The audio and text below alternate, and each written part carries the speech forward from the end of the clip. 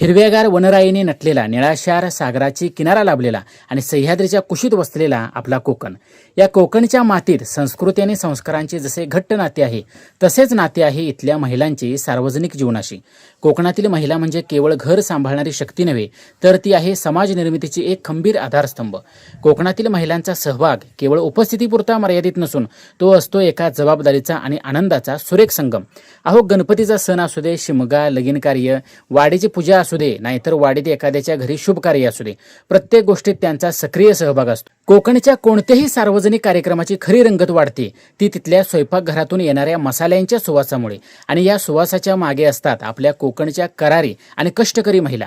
येथे स्वयंपाक ही केवळ गरज नाही, तर ती एक आनंदाची मोठी जबाबदारी असते.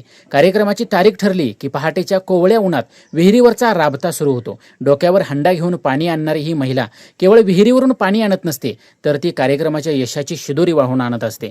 पाट्यावरवंट्यावर वाटलेला ओला मसाला असो की अनेक लोकांसाठी पापड कुरवड्या लाटणे, या महिलांचे हात कधीही थकत नाहीत. भाजी चिरणे हे तर एक नियोजनबद्ध कौशल्यच. गप्पांच्या ओघात, हसण्या खेळण्याच्या आणि गाणी गुणगुणत शेकडो किलो भाज्यांचे काम कधी पूर्ण होते हे कळतही नाही. धुराच्या सोबतीने चूल फुंकताना त्यांचा चेहरा रागीट नाही, तर समाधानाने फुललेला असतो. चुलीवरचा तो खमंग भात, आमटीचा सुवास आणि अन्नावर प्रेमाने वाढलेलं ते वरण, हे केवळ जेवण नसते, तर त्यात साठवलेला असतो कोकणचा अस्सल स्नेह. कष्टाचे घाम गाळून सर्वांच्या पंक्तीला तृप्तीचा घास देणाऱ्या या कोकणी महिला खऱ्या अर्थाने आपल्या संस्कृतीच्या आधारस्तंभ आहेत. तासनतास चुलेपुढे उभे राहून सर्वांची सोय पाहणाऱ्या या महिलांची जिद्द म्हणजे कोकणच्या मातीचा खरा दागिना आहे. अशा या आपल्या लाडक्या माऊलींना त्यांच्या या अमूल्य सेवेला आणि कष्टाला मानाचा मुजरा.